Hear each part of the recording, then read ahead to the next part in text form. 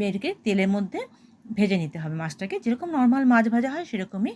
নেওয়ার পরে সেই তেলটা, মাছ ভাজার তেলটা অল্প একটু সরিয়ে রেখে দিলাম, কারণ কি অতখানি তেলে তো রান্না করা যাবে না। তো তার মধ্যে গিয়ে একটা পেস্ট তৈরি করলাম, যেটাতে সমান সমান দুটো জিনিস দিতে হবে।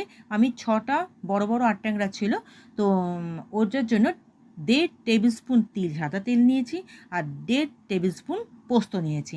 নিয়ে শুকনোভাবে মিক্সার গ্রাইন্ডারে গ্রাইন্ড করে নিয়েছি। তারপরে জল যখন দিয়ে পেস্টটা যখন বানিয়েছি তখন লঙ্কা দিয়ে নিয়েছি, ঠিক আছে।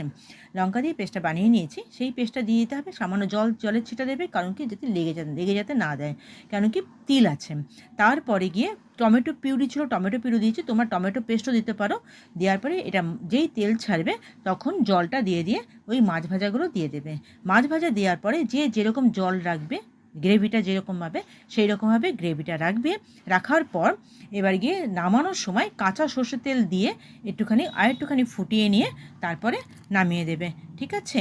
চলো, রেডি আজকে আমাদের আট ট্যাংরা তিল দিয়ে আর পোস্ত দিয়ে রান্না করেছি। তোমরা কেমন লাগলো তোমাদের দেখে আমার রান্নাটা একটুখানি কমেন্ট বক্সে জানিও।